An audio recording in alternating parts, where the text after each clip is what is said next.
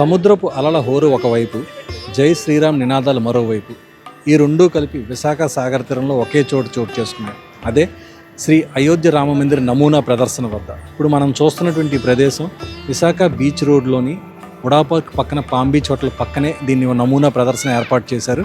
సనాతన ధర్మాన్ని విస్తృతంగా చాటి చెప్పేందుకు, అలాగే విధంగా అయోధ్య వెళ్ళి మన రామభక్తులు అక్కడ ఉన్నటువంటి బాలరాముని దర్శించుకోవడానికి కుదరని వాళ్ళంతా కూడా అయోధ్య రామ మందిరం ఏ విధంగా ఉంటుందో అదే విధంగా ఇక్కడ మొత్తం అంతా కూడా నమూనా ఏర్పాటు చేయడంతో వాళ్ళంతా చూసేందుకు ఇక్కడ అవకాశం కల్పించారు. ఇది ఒక ప్రదర్శన 45 రోజుల పాటు ఈ సాగర్ తీరంలో ఏర్పాటు చేయడం జరిగింది. సేమ్ అయోధ్య రామ మందిరం పోలిన విధంగానే మొత్తం కూడా సెట్ డిజైన్ చేయడం జరిగింది. మొత్తం మనం చూస్తున్న అవుట్ సైడ్ అంతా కూడా పాలరాతితో చెక్కిన విధంగా ఉంది. మొత్తం దీనికి తగ్గట్టుగా గోల్డిష్ లైటింగ్ కూడా మొత్తం ఇవ్వడం జరిగింది. అలాగే ఎంట్రన్స్ వద్ద గరుడ వాళ్ళ ఒక స్వాగతం, భక్తులకు స్వాగతం పలుకుతున్న విధంగా ఎంట్రన్స్లో ఏర్పాటు చేశారు గరుడ విగ్రహాలు. ఆ తర్వాత ఇంకా అలా పైకి వెళ్తున్న కొద్దీ ఆంజనేయ విగ్రహాలు, ఇంకా లోపల మొత్తం అంతా స్తంభాలు సేమ్ అయోధ్యలో శ్రీరామ మందిరంలోని 392 స్తంభాలు ఏవేదైతే ఉన్నాయో అదేవిధంగా మొత్తం పోలిన స్తంభాలను యాజిటీస్గా ఇక్కడ ఏర్పాటు చేయడం జరిగింది. ఇంకా అదేవిధంగా అక్కడ రామ మందిరంలోని 44 ద్వారాలు ఏ విధంగా ఉంటాయో సేమ్ అదే నమూనా ద్వారాలను కూడా ఇక్కడ ఏర్పాటు చేశారు. ఇంకా లోపల ఎక్కడికక్కడ విగ్రహాలు కూడా సేమ్ అక్కడ రామ మందిరంలో ఏ విధంగా చెక్కిన విధంగా ఉంటాయో సేమ్ అదే విధంగా ఇక్కడ మొత్తం అంతా ఏర్పాటు చేయడం జరిగింది. ఇంకా దీనికి మంచి విద్యుత్ లైటింగ్ ఇవ్వడంతో భక్తులంతా కూడా నిజంగా రామ మందిరం వెళ్ళే ఫీలింగ్ అంతా కూడా పొందడం జరుగుతుంది. ఇంకా ఈ ప్రదర్శన ఉన్నంత రోజులు కూడా మొత్తం భక్తులు వచ్చేందుకు కూడా ప్రత్యేకమైన ఏర్పాట్లు కూడా చేశారు. వచ్చిన వాళ్ళందరికీ కూడా చక్కటిగా అక్కడ లోపల పూజా కార్యక్రమాలు కూడా నిర్వహించుకునే ఏర్పాట్లు చేశారు. ఇక్కడ వచ్చిన భక్తులు ఇంకేమంటున్నారో చూద్దాం. మీరు చెప్పండి, మీరు చూసారుగా ఏమనిపిస్తుంది? రియల్లీ రెండు కళ్ళు సరిపోవట్లేదండి.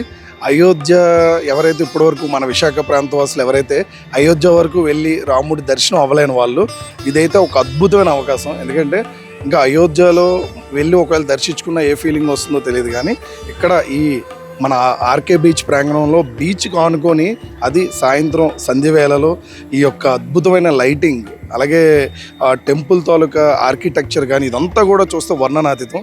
సో స్వామివారు లోపలికి వెళ్ళిన తర్వాత ఇదన్నీ దాటుకొని పిల్లర్స్ ఏవైతే ఉన్నాయో సేమ్ యాస్టీస్ అయోధ్యలో నిర్మించినట్టుగా ఈ నమూనా అంతా కూడా ఒక అద్భుతంగా తీర్చిదిద్దబడ్డారు. వచ్చిన భక్తులందరూ కూడా చాలా ఆశ్చర్యానికి లోనవుతూ సో అయోధ్యలో ఉన్నామా అన్న ఫీలింగ్తో రిటర్న్ బ్యాక్ అవుతూ స్వామివారిని దర్శించుకొని సో రియల్లీ హ్యాపీగా అనిపిస్తుంది సార్. చూసాం కదా, అయోధ్యలో రామ మందిరం పోలిన విధంగా ఇక్కడ 90 అడుగుల ఎత్తులో ఇక్కడ మొత్తం పూర్తిగా నమూనా మందిరాన్ని ఏర్పాటు చేయడం జరిగింది.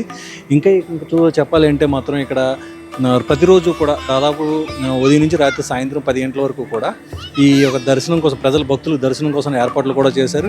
ప్రత్యేకమైన పూజా కార్యక్రమాలు కూడా నిర్వహించడం జరుగుతుంది.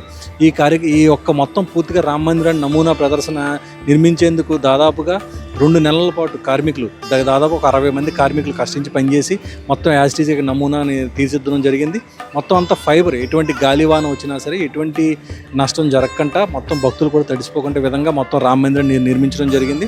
ఈ ప్రదర్శన మొత్తం 45 రోజుల పాటు ఉంటుంది. ఈ 45 రోజులు కూడా భక్తులు విశేషంగా ఇక్కడికి వచ్చి బాలరాముని దర్శించుకుంటారని చెప్పి అందరూ ఆశిస్తున్నారు.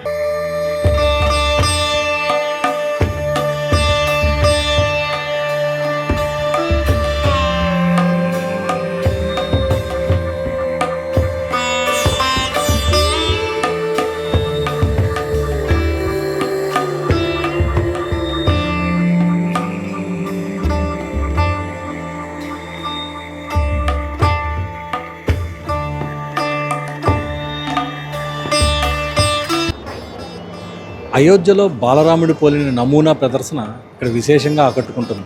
భక్తులు కూడా పెద్ద ఎత్తున ఇక్కడికి వచ్చి దర్శించుకోవడంతో పాటు ఇక్కడ ప్రత్యేక పూజలు కూడా నిర్వహించుకోవడం జరుగుతుంది. ఇప్పుడు మనం చూస్తున్నాం ఇక్కడ ఈ బాలరాముడి నమూనాని సుమారు 12 అడుగుల ఎత్తున ఇక్కడ ఏర్పాటు చేశారు. ఈ నమూనా ప్రదర్శనలోనే కూడా ప్రత్యేకంగా అయోధ్యలో జరిపినట్టుగానే ఇక్కడ కూడా పూజలు కూడా నిర్వహించే ప్రయత్నాలు కూడా ఇక్కడ నిర్వాహకులు చేయడం జరుగుతుంది. అలాగే ఇక్కడ మొత్తం ఈ లోపల సెట్ కూడా పూర్తిగా పాలరాతిని తలదన్నేలా మొత్తం పూర్తిగా కూడా తీర్చిదిద్దడం జరిగింది. మొత్తం చక్కటి ఆకృతిలో ఏదో శిల్పులు నిజంగా చెక్కిన విధంగా మొత్తం అంతా కూడా పాలరాత్రి మాదిరిగా దర్శనమిస్తుంది.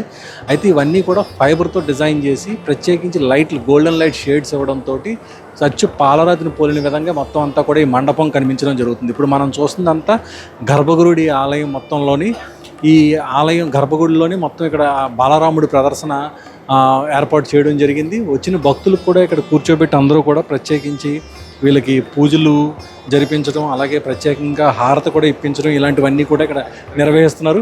ఇప్పుడు మనం చూస్తున్న భక్తులు కూడా చూశారు కదా, ఒక్కొక్కరు తండోపు తండాలుగా ఇక్కడికి రావడం, వీళ్ళు బాలరాముని దర్శించుకోవడం అంతా కూడా చక్కగా ఒక పద్ధతి ప్రకారంగా ఇక్కడ నిర్వాహకులు ఏర్పాటు చేయడం జరిగింది. ఆ మందిరం చూసరికి మీకు ఎలా అనిపిస్తుంది? నేను యూట్యూబ్లో చూసామండి, చాలా ఆనందంగా ఉంది, రాముడిని చూసినట్టే ఉంది. అందులోకి ఈరోజు హనుమాన్ జయంతి అనుకోకుండా వచ్చాము, మా ఫ్రెండ్ తీసుకొచ్చారు, చాలా బాగుంది. మేము ఇంకా అందరికి వెళ్ళి ఇంకా బాగా తెలియాలి అందరికీ, న్యూస్లో గట్టా వస్తే అందరూ వచ్చి చూస్తారు. వైజాగ్ కాదు, మిగతా జిల్లా వాళ్ళు, విజయనగరం జిల్లా, శ్రీకాకుళం, ఈ 3 జిల్లా వాళ్ళు కూడా వచ్చి అందరూ ఆంధ్రప్రదేశ్ అందరూ వచ్చి చూసుకుంటారు. మీరు చెప్పండి ఎలా అనిపిస్తుంది? బాగుందండి, చాలా బాగుంది. మీరు ఎక్కడి నుంచి వచ్చారు? మేము కుర్రంపల్లి నుంచి వచ్చాము. ఇంకా అయోధ్యలో బాలరాముడు సేమ్ యాస్టీజ్ ఇక్కడ విగ్రహం మీకు అనిపిస్తుంది? అలాగే ఉందండి, అలాగే ఉంది. అదే యూట్యూబ్లో చూసి వచ్చాం. సో ఇక్కడికి వచ్చిన వాళ్ళంతా కూడా సోషల్ మీడియాలో చూసే ఇక్కడ రావడం జరుగుతుంది. వాళ్ళంతా చూసి కూడా నిజంగా అయోధ్య పోలిన విధంగా ఉందని చెప్పి సంతోషం కూడా వ్యక్తం చేస్తున్నారు.